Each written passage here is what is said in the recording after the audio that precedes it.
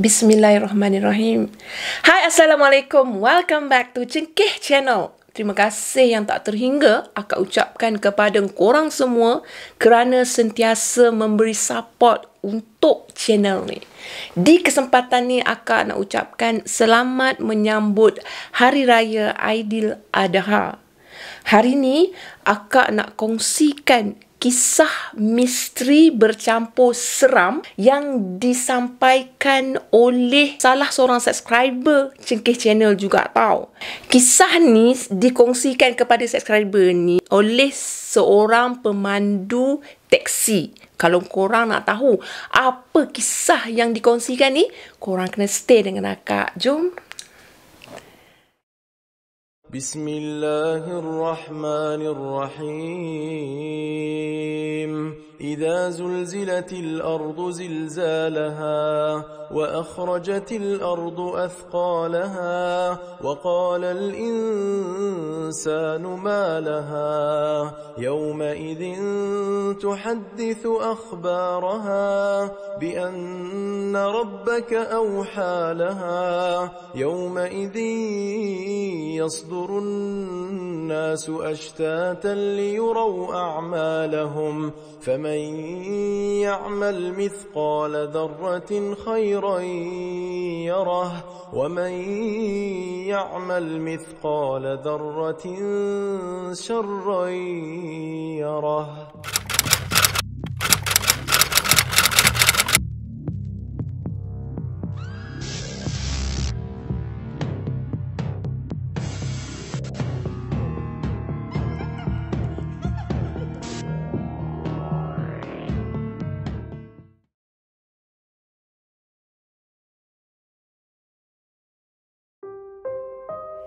Kisah kali ini berlaku pada tahun 1996, dilalui oleh seorang lelaki yang dikenali sebagai Pakcik Daud, bukan nama sebenar.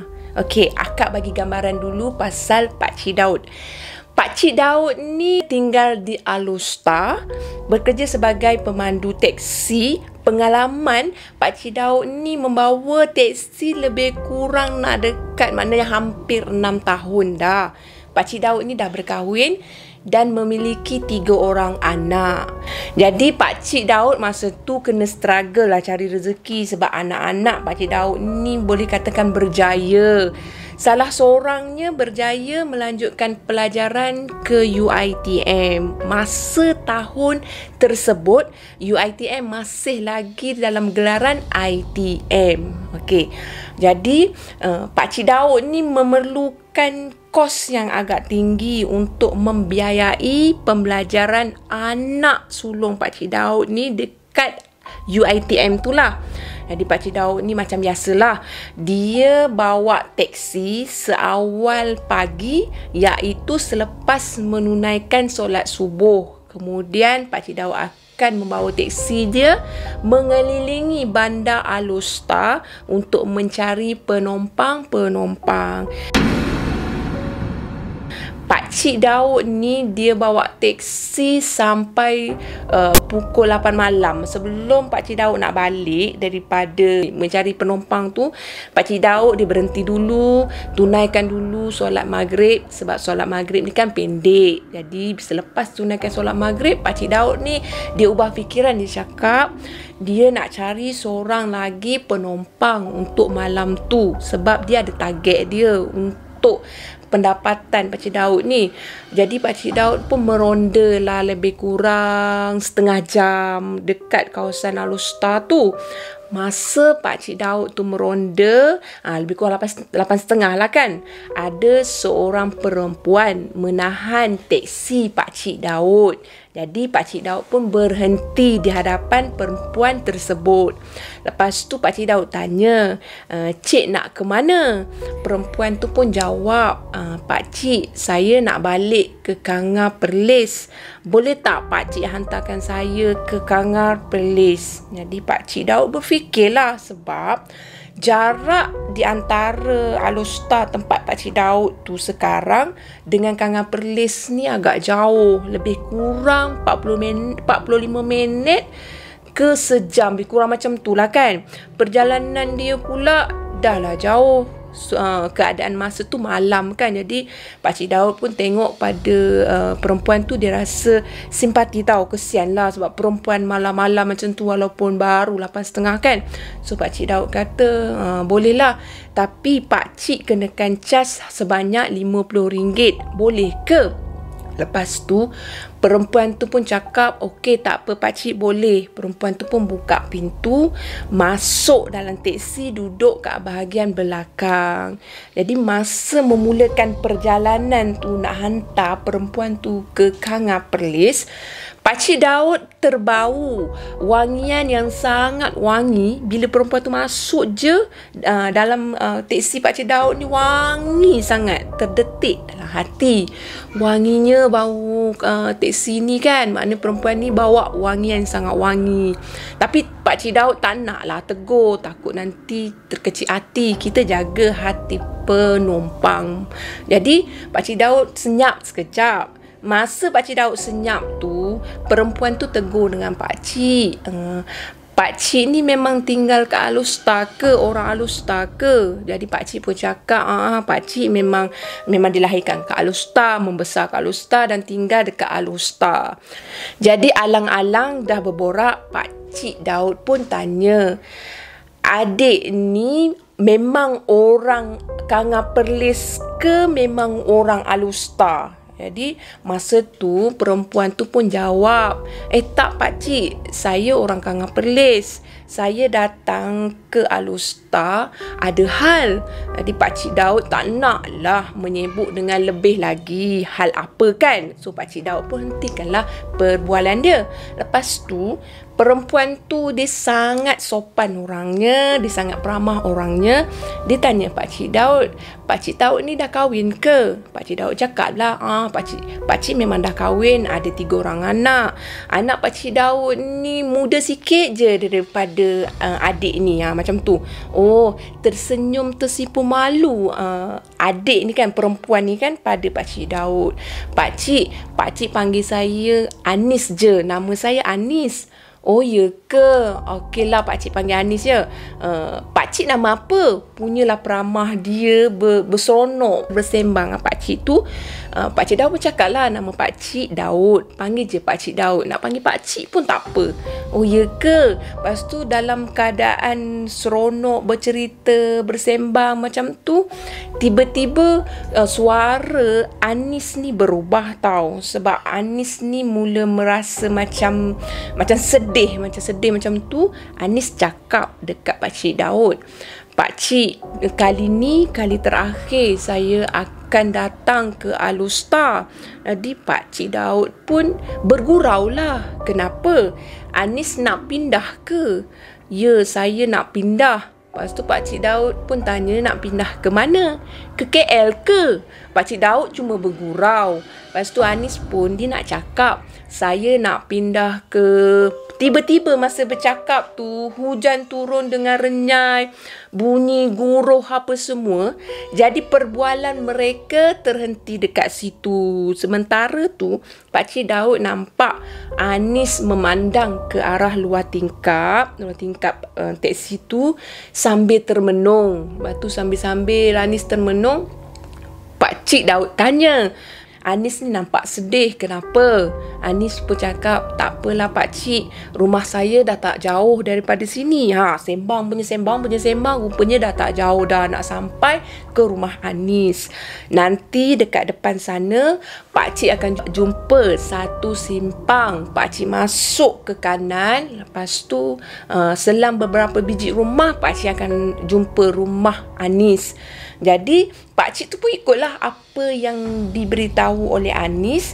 Sambil-sambil tu pakcik tetap tengok pada cermin pandang belakang tau. Mana cermin yang kat depan, yang atas tu, yang pandang belakang. Pakcik tengok wajah Anis ni memang betul-betul sedih. Lepas tu wajah dia macam emosi dia macam dia menyimpan sesuatu tau, yang dia tak dapat nak luahkan kepada Pakcik Daud ni. Tapi Pakcik Daud ni meneruskan perjalanan sampai simpang. Dia ambil simpang kanan seperti yang dinyatakan. Lepas tu selang beberapa biji rumah tu, Anis cakap dekat Pakcik Daud, "Pakcik, dekat depan rumah sana Pakcik nampak ada rumah yang ramai orang. Dekat situlah rumah saya. Pakcik apa kata kalau saya jemput Pakcik Pakcik datang ke rumah saya? Pakcik ni baiklah." Anis cakap macam tu tau. Dia merasakan bahawa Pakcik Daud ni memang baik. Memang hakikatnya Pakcik Daud ni memang baik orangnya. Jadi Pakcik Daud pun cakap, tak naklah Pakcik. Seganlah Pakcik nak masuk kampung orang. Lepas tu nak singgah rumah orang kan malam-malam. Memang segan lah kan. Lepas tu Anis pun cakap, "Tak apa Pakcik, sebab kan kat situ ramai orang. Memang orang datang pun memang nak jumpa dengan saya." Macam tu kan. Tu Pakcik Daud cakap, nak jumpa dengan saya. Macam pelik kan nak jumpa dengan saya. Tapi Pakcik Daud tak fikir yang orang kata lebih mendalam. Maknanya anggap tu macam gurauan ke, tak sure. Lepas tu Pakcik Daud ni dia rasa tak sampai hati pula nak hampakan budak Hanis ni. Sebab Hanis ni dia budak yang baik, bersopan santun semua. Jadi Pakcik Daud pun cakap lah, yelah, nanti Pakcik singgah. Lepas tu Anis ni dia pun menghulurkan duit RM50 seperti yang dijanjikan pada awal dia deal dengan Pakcik ni. Dia hulurkan kepada Pakcik Daud ni. Pakcik Daud pun ambil duit tu, selitkan dekat bahagian tempat duduk dia tau. Lepas tu Pakcik Daud pun memandang ke arah rumah Anis ni. Memang betul ramai orang semua, memang betul lah kan. Lepas tu masa tu dia dah sampai tu betul-betul dekat halaman rumah Anis. Anis pun pesan sekali lagi kepada Pakcik Daud, "Pakcik jangan lupa Pakcik singgah kat rumah saya tau. Lepas tu Pakcik masuklah dalam rumah saya, kenal-kenal dengan family saya." Lepas tu Pakcik Daud pun cakap, "Ya, Pakcik masuk, Pakcik singgah kan." Semasa Pakcik Daud nak parking teksi dia tu, Pakcik Daud ada nampak satu van jenazah. Masa tu Pakcik Daud tanpa rasa apa-apa yang pelik, Pakcik Daud cakap macam ni, "Anis, ada van jenazah depan rumah ni. Siapa yang meninggal?" Anis tak jawab pun soalan Pakcik Daud. Anis cuma tersenyum aja pada Pakcik Daud. Lepas tu masa Anis nak buka pintu nak turun, Anis sempat lagi bagi tahu dekat Pakcik Daud, "Pakcik jangan lupa tau, Pakcik masuk dalam rumah." Lepas tu Anis pun berlalu pergi. Pakcik Daud ni dia kena betulkan teksi dia parking kat tempat lain. Tak boleh lah nak parking betul-betul kawasan laluan depan rumah. So dia parking agak jauh daripada halaman rumah tu. Dia masih memerhatikan ke arah rumah tu. Memang rumah tu menunjukkan seperti ada satu kematian lah. Confirm lah kan bila ada van jenazah kan. Jadi Pakcik Daud dah janji dengan Hanis nak turun ke rumah tu. Maksudnya nak singgah rumah Hanis. Lepas tu nak masuk dalam rumah Hanis. Jadi bila Pakcik Daud dah parking kereta, dah selesai semua, Pakcik Daud pergi ke depan pintu rumah Anis. Pakcik Daud ni terintai-ngintai lah kat mana Anis. Takkanlah Pakcik Daud ni nak masuk rumah orang sesuka hati tanpa kenal pun dengan penghuni kat dalam tu. Jadi masa Pakcik Daud ni memerhati, ngintai-ngintai cari Anis ni, ada seseorang yang menyapa Pakcik Daud ni. Masuklah, jenazah baru je sampai. Lepas tu Pakcik Daud pun macam pelik, macam tak tahu nak cakap apa. Yelah, kita pergi ke rumah orang yang ada kematian, kita menghormati tuan rumah dan sekeliling. Jadi Pakcik Daud tanggalkan kasut. Pakcik Daud pun Bismillahirrahmanirrahim, Assalamualaikum, masuk dalam rumah tu. Lepas tu bila masuk dalam rumah tu, Pakcik Daud nampak ada sekujur tubuh yang kaku di atas katil terletak di dalam rumah tu, di sudut yang diletakkan jenazah lah. Jadi Pakcik Daud ambil kesempatan tu pergi berdekatan dengan katil tersebut. Pakcik Daud pun sedekahkan Al-Fatihah kepada arwah, doakan yang baik-baik kepada arwah. Kemudian dalam masa yang sama, Pakcik Daud tetap juga terngintai-ngintai mencari-cari kat mana budak Anis ni kan. Jadi Pakcik Daud tak nak duduk lama-lama dalam rumah tu, sebab Pakcik Daud memang tak kenal sesiapa pun dalam rumah tu tau. Jadi Pakcik Daud bangun, dia pun pergi kat luar rumah lah macam tu kan. Masa nak pakai kasut balik semula, Pakcik Daud disapa lagi oleh seseorang. Tapi kali ni orang yang lebih tua daripada Pakcik Daud. Jadi seseorang tu tanya Pakcik Daud, encik ni datang dari mana? Datang nak cari siapa? Sebab pakcik tu, maknanya lelaki tu, pakcik tu lah, dia dah nampak Pakcik Daud ni memang tercari-cari seseorang tau. Jadi Pakcik Daud pun cakap, dia angkat muka dia sambil-sambil pakai kasut tadi kan. Dia pun angkat muka dia, dia cakap dekat pakcik tu, abang, saya ni datang dari Al-Usta, hantar seseorang ke rumah ni. Tapi saya tak tahulah ke mana pergi budak Hanis ni. Jadi masa pakcik tu dengar budak Hanis, pakcik pun tanya sekali lagi, kamu datang dari Al-Usta, hantar siapa tadi? Jadi Pakcik Daud pun cakap lah, saya hantar Anis datang ke rumah ni. Dia ajak saya masuk rumah, tapi saya tak nampak pun kelibat dia. Jadi pakcik tu pun dia tak nak mengelirukan Pakcik Daud. Dia ajak Pakcik Daud rehat dulu, pergi duduk dekat ada satu kawasan kemah kecil yang ada air, ada makanan disediakan di luar rumah tau.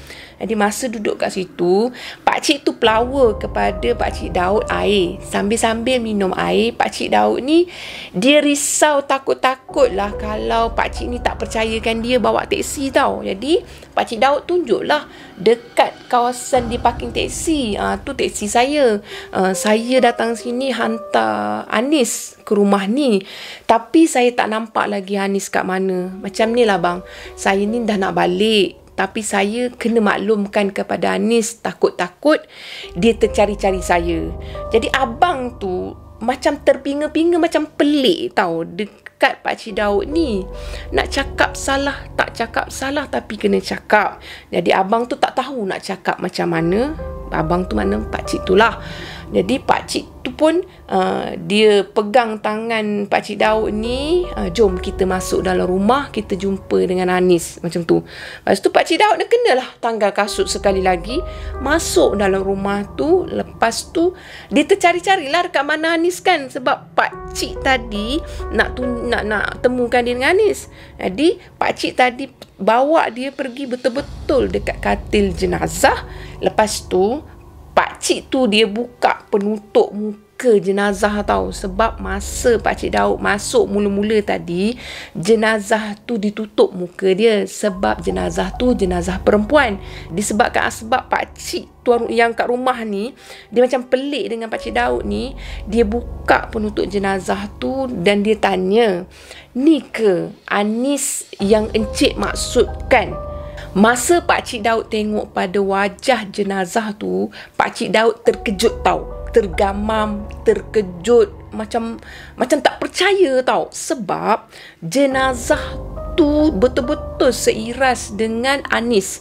Jadi yang terkeluar daripada mulut Pakcik Daud ni, Allahu Akbar, inilah Anis yang saya maksudkan. Inilah Anis yang memang saya bawa tadi.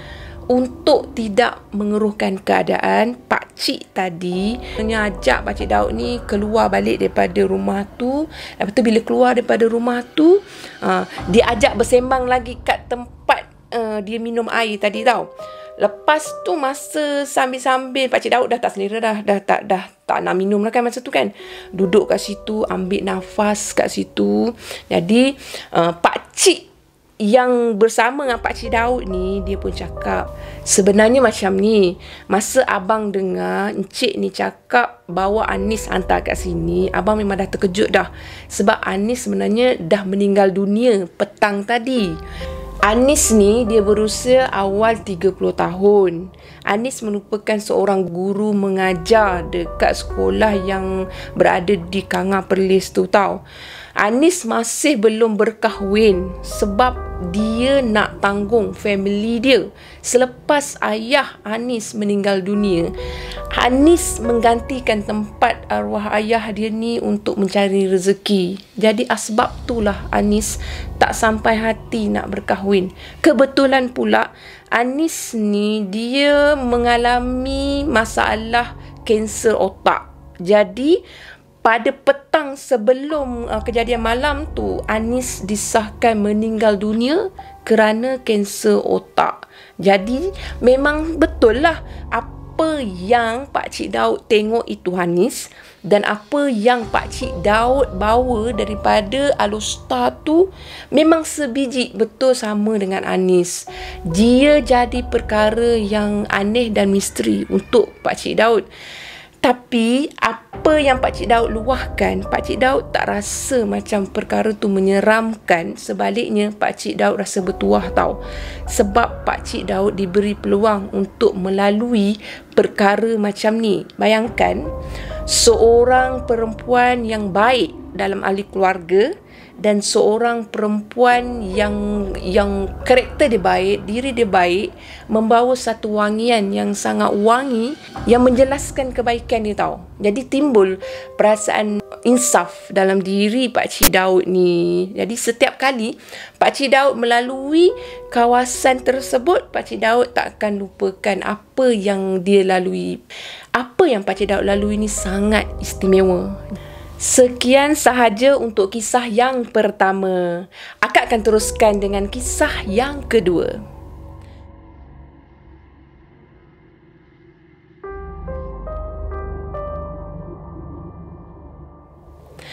Kisah yang kedua ni berlaku selepas kisah yang pertama. Dalam bulan yang keberapa tak dinyatakan, tapi selepas tu lah.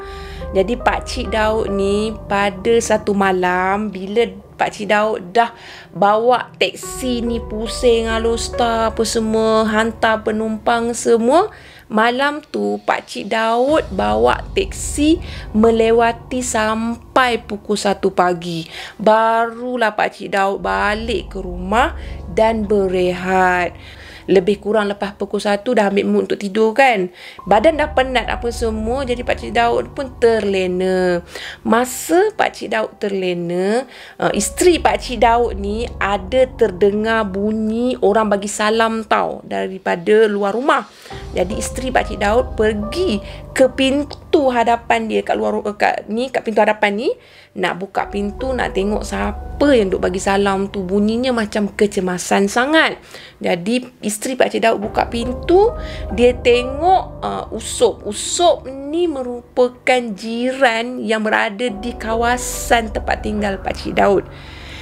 Usop dalam keadaan kecemasan, dia bagi tahu dekat isteri Pakcik Daud ni. Dia tanya sebenarnya pada isteri Pakcik Daud, Abang Daud ada? Abang Daud ada tak kak? Abang Daud ada tak? Kamu ni kenapa Abang Daud ni? Cuba bagi tahu dengan akak kamu ni kenapa? Akak Melah dah nak bersalin kak. Dia dah nak bersalin sangat. Dah pecah ketuban pun kak. Saya ni memang kelang kabut betul ni. Abang Daud ada tak? Boleh tak kak panggilkan Abang Daud? Saya nak minta tolong Abang Daud hantarkan kami ke hospital kak. Kenderaan saya rosak lah kak. Jadi bila dengar keadaan macam tu, tambahan pula ketuban dah pecah, isteri Pakcik Daud ni cepat-cepat masuk kat bilik dia, bergegas ke bilik dia, kejutkan Pakcik Daud. Abang bangun bang, bangun bang. Usop ni ada kecemasan ni. Isteri dia nak bersalin ni, abang kena bangun. Bila dengar isteri nak bersalin semua, Pakcik Daud tu bangun apa semua, pergi dekat Usop ni. Bagi tahu dekat Usop ni, Usop kamu balik dulu, kamu pergi tengok Milah tu dulu. Kejap lagi abang sampai. Lepas tu Usop pun balik lah. Bila Usop balik, Pakcik Daud pun bersiap-siap. Dia tukar baju semua-semua, bersiap-siap semua. Pakcik Daud pun bawa teksi dia menuju ke rumah Usop. Rumah Usop tak jauh pun daripada rumah Pakcik Daud tau. Bila sampai dekat rumah Usop, Pakcik Daud pun cakaplah, cepat Usop, kita kena bawa Milah tu pergi hospital cepat sebab dah pecah ketuban kan. Jadi Usop pun ambil apa yang tercapainya, barang-barang Milah, barang-barang baby semua-semua, masuk dalam bonet teksi tu. Papah Milah ni pergi duduk dekat kursi belakang. Masa tu Usop ni dia duduk kat kursi depan. Jadi Pakcik Daud pun memulakan perjalanan dia untuk menuju ke Hospital Al-Usta. Bila dia bawa teksi tu, on the way tu, Milah ni dah tak tahan sangat dah nak bersalin tau. Bersalin ni tak boleh nak tahan-tahan sebenarnya, tapi selagi boleh tahan-tahan lah kan. Masa Milah duk tahan sakit, Milah menjerit, "Abang, kepala baby dah nak keluar." Masa tu lah Pakcik Daud kelang kabut. Dia berhentikan teksi dia dekat tepi jalan. Lepas tu Pakcik Daud cakap dekat Usop, kau pergi belakang, kau tengok Milah tu. Kau suruh Milah tahan. Jangan beranak dalam teksi ni. Sebab susah nanti kan. Sebab Pakcik Daud dengan Usop ni mana dah ada pengalaman untuk perkara macam ni. Jadi bila Usop ni duduk kat sebelah isteri dia, Milah ni, Pakcik Daud pun meneruskan perjalanan dia. Cepat-cepat dia meneruskan perjalanan. Tapi tak sempat korang sampai hospital. Milah ni memang betul dah terberanak dalam teksi Pakcik Daud. Masa tu Usop memang betul-betul kelang kabut. "Abang, apa yang kita nak buat ni bang? Dah terberanak ni bang." Lepas tu Pakcik Daud kata, "Tak apa, hospital memang dah dekat sangat dah. Nanti abang pergi parking betul-betul depan kecemasan tu kan, kawasan kecemasan tu. Lepas tu bagi tahu dekat nurse apa semua." Pandailah dia orang nak uruskan kan. Bila sampai dekat betul-betul kawasan kecemasan tu, Usop pergi dapatkan nurse apa semua MA semualah kan. Lepas tu mereka pun bergegas datang sini. Dah bersalin, maknanya memang kena hati-hatilah nak bawa baby apa semua. Lepas tu mereka pun buat urusan mereka, ambil Milah tu dengan baby tu bawa masuk ke kecemasan. Tu urusan tu kemudian tu memang akak tak dijelaskan. Lepas tu Pakcik Daud bagi tahu dekat Usop, "Ni abang nak pergi parking dekat tempat parking. Sekarang ni tak boleh parking kat sini." Jadi Usop dia macam blur. So dia cakap, "Tak apalah bang, tak apalah bang." Tak apalah. Abang pergi parking kejap." Jadi Pakcik Daud bawa teksi dia ni pergi cari satu parking dulu kat situ. Masa nak parking, Pakcik Daud ni seakan-akan nak pitam sebab dia mabuk darah. Lepas tu bau darah tu memang hanyir tau, memang kuat. Maklumlah darah bersalin pula. Lepas tu Pakcik Daud tinggalkan dulu teksi dia. Dia pergi jumpa dengan Usop. Niat dia pergi jumpa dengan Usop sebab nak bagi tahu kat Usop, kalau ada apa-apa bagi tahulah dekat Pakcik Daud ni. Tapi masa dia sampai dekat kecemasan tu, Usop dah standby duit dah nak bayar dekat Pakcik Daud. Pakcik Daud cakap, "Abang bukan nak datang minta tambang apa. Kita duduk dekat, tak payah fikir pasal tambang lah. Kau fikir dulu pasal Milah tu kan. Abang ni datang nak bagi tahu kat kamu kalau ada emergency dan Milah nak balik ke apa-apa nak minta tolong, bagi tahu dekat abang." Kata, "Nanti abang datang balik semula kan. Jadi abang kena balik ni sebab teksi tu nak dibersihkan kerusi dia kan." Jadi masa tu Usop cakap, "Minta maaf lah bang, isteri saya dah terbersalin dalam kereta abang, dalam teksi abang. Saya minta maaf lah bang." Jadi Pakcik Daud ni dia tak sampai hati tau nak runsingkan lagi kepala Usop ni. Jadi dia bagi tahu dekat Usop ni, "Kamu jangan risau. Bab-bab macam ni kau serahkan dekat akak kau. Nanti abang balik, abang suruh akak kau nanti cucikan cushion pada teksi tu kan." Jadi bila dengar macam tu, Pakcik Daud ni pun start enjin kereta, dia pun balik. Masa dia keluar daripada kawasan hospital tu, semuanya okey lagi. Sampai dekat satu traffic light, simpang 4, Pakcik Daud ni dia nak ambil simpang lah, nak balik ke rumah dia. Sebab Pakcik Daud dia tak selesa dengan bau hanyir darah tu tau. Lepas tu kebetulan masa perjalanan nak balik tu, ada seorang perempuan tahan teksi Pakcik Daud.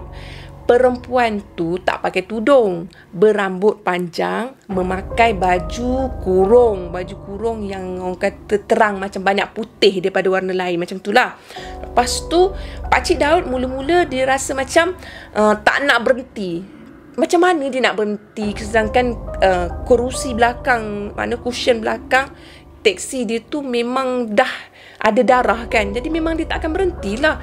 Tapi perempuan tu dia tahan beria sangat. Pakcik Daud tengok jam pada dashboard teksi dia.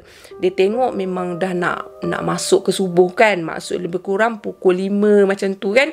Sebab akak tak bagi tahu tadi, isteri Usop Milah ni nak bersalinkan pukul 2. Pukul 2 Usop datang ke rumah tu, masa kecemasan tu.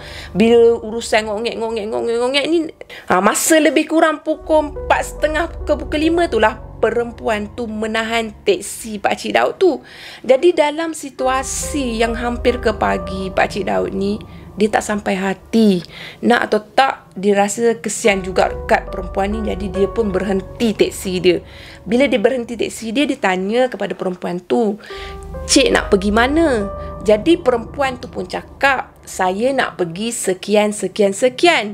Pakcik Daud pun balas. Pakcik Daud cakap, "Oh, kita sehaluan." Maksudnya perjalanan yang diberikan oleh perempuan tu sehaluan je dengan Pakcik Daud nak balik. Jadi tak salah kot Pakcik Daud tumpangkan dia masa tu.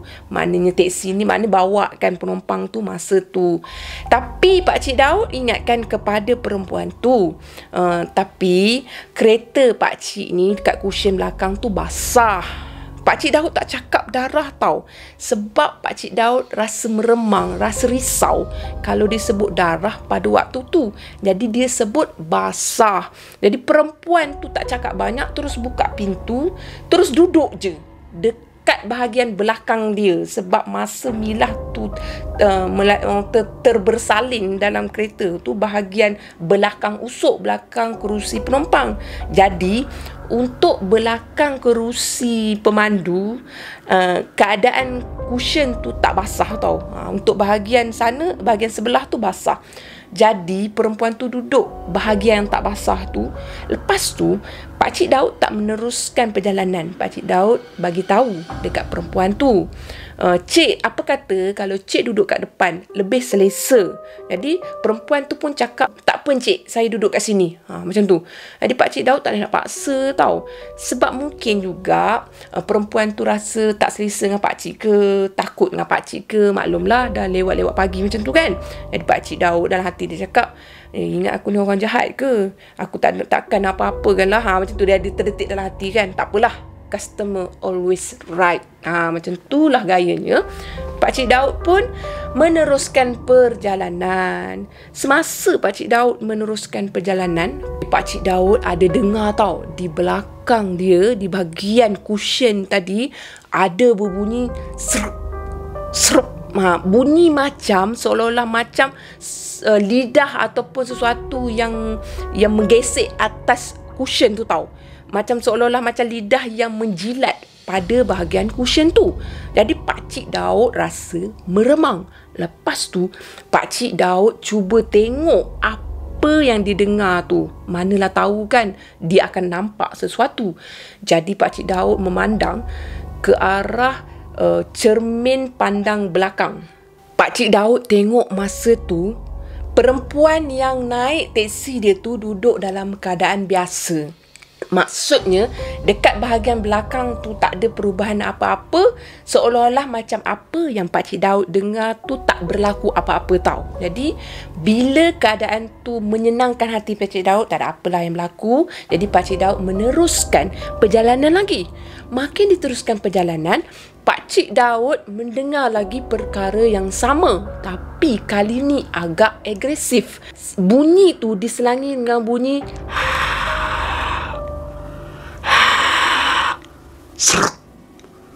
macam lidah yang menjilat sesuatu, tapi kali ni ditemani dengan bunyi yang memang menyeramkan Pakcik Daud. Lepas tu Pakcik Daud memberanikan diri dia lagi untuk pandang belakang. Bukannya dia toleh ke belakang, tapi dia tengok lagi pada cermin pandang belakang tu.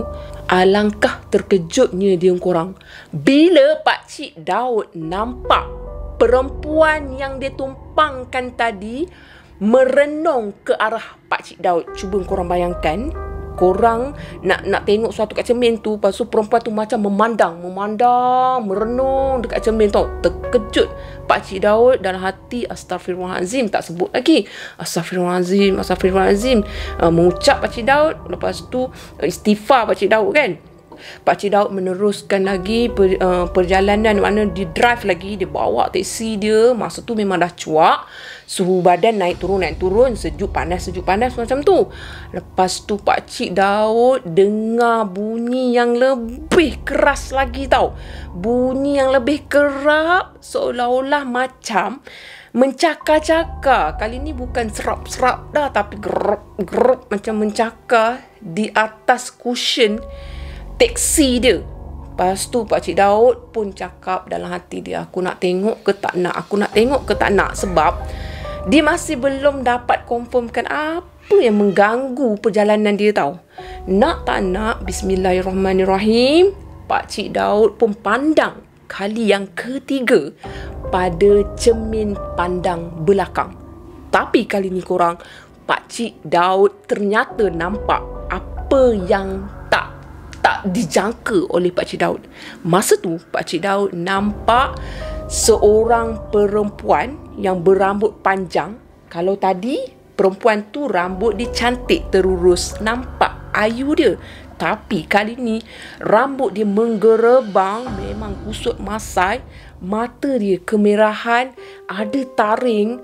Lepas tu dia memandang merenung ke arah Pakcik Daud. Dia tak peduli kat Pakcik Daud, dia terus je menjilat pada bahagian cushion yang ada darah tu tau. Pakcik Daud nampak dengan jelas lidah panjang dia tu serap menjilat kepada cushion tu. Dalam masa yang sama dia mendengar bunyi sambil menjilat kepada cushion tu. Tak cukup dengan tu, perempuan yang menakutkan, maksudnya lembaga yang menakutkan tu mengilai betul-betul dalam teksi tu di belakang Pakcik Daud. Cuba korang bayangkan, kalau korang duduk berdua je dengan satu makhluk dalam kereta korang lah, tiba-tiba ada penumpang macam tu buat macam tu, apa perasaan korang? Jadi Pakcik Daud auto sebut kalimah Allahu Akbar. Dia mula membacakan apa yang terlintas dalam fikiran Pakcik Daud masa tu. Dia bacakan yang tentunya Al-Fatihah, dia baca apa yang diteringat masa tu. Lepas tu lembaga perempuan tu dia mencapai pada leher Pakcik Daud tau. Dia cuba untuk mencekik Pakcik Daud. Masa tu Pakcik Daud memang merasakan dia punya kuku ni meraba-raba bahagian leher Pakcik Daud. Maklumlah Pakcik Daud kan tak bertudung, jadi memang terasa kuku tu menyentuh kepada kulit leher Pakcik Daud. Masa tu makin kuat Pakcik Daud melaungkan Allahu Akbar kan. Lepas tu tanpa Pakcik Daud sedari, teksi Pakcik Daud dah pun berada di kiri jalan, malah menjunam ke dalam sawah padi. Lebih kurang pukul berapa akak tak pasti, tapi adalah pengguna jalan raya yang lalu lalang kat situ pukul 6.30 pagi. Dia nampak teksi tu kat situ. Lepas tu mereka pun membantu Pakcik Daud. Masa tu Pakcik Daud memang pengsan. Lepas tu mereka memanggil ambulan untuk ambil Pakcik Daud pergi hospital. Kenderaan Pakcik Daud keesokan harinya selepas tu dibawa keluar daripada sawah tu. Boleh bayangkan tak macam mana situasinya. Lepas tu Pakcik Daud dikabarkan cuma cedera bahagian kepala, mana kepala Pakcik Daud masa tu terhantuk. Tu sebab Pakcik Daud pengsan selepas tu. Jadi pengalaman seram tu menyebabkan Pakcik Daud ni rasa serik untuk bawa teksi melebihi daripada pukul 9 malam. Tambahan pula Pakcik Daud pun selepas tu mengalami agak kesukaran untuk pergerakan lah, sebab efek daripada Pakcik Daud accident tu badan dia agak macam lemah sikit. So ambil masa untuk Pakcik Daud untuk sihat, betul-betul sihat. Namun kan korang nak ditekankan kat sini, Pakcik Daud cakap cari rezeki, tetap cari rezeki. Dia kena juga usaha untuk anak dia yang sedang belajar, untuk ahli keluarga dia. Jadi apa yang cuba disampaikan untuk kedua-dua cerita ni, sebenarnya apa pun bidang pekerjaan yang kita lakukan, kesabaran adalah perkara utama untuk kita sentiasa bersemangat bekerja macam tu. Sebab akak ada kongsikan tentang pengawal keselamatan yang diganggu dengan perkara mistik macam ni kan. Kali ni agak kelainan bila ada pemandu teksi yang share kisah pengalaman dia. Jadi bidang-bidang pekerjaan ni ada dugaan dia, ujian dia. Apapun, setiap kesabaran kita pasti akan membuahkan hasil, InsyaAllah. Apapun yang baik datangnya daripada Allah Subhanahu Wa Taala, dan yang buruk datangnya daripada kekilafan akak minta maaf.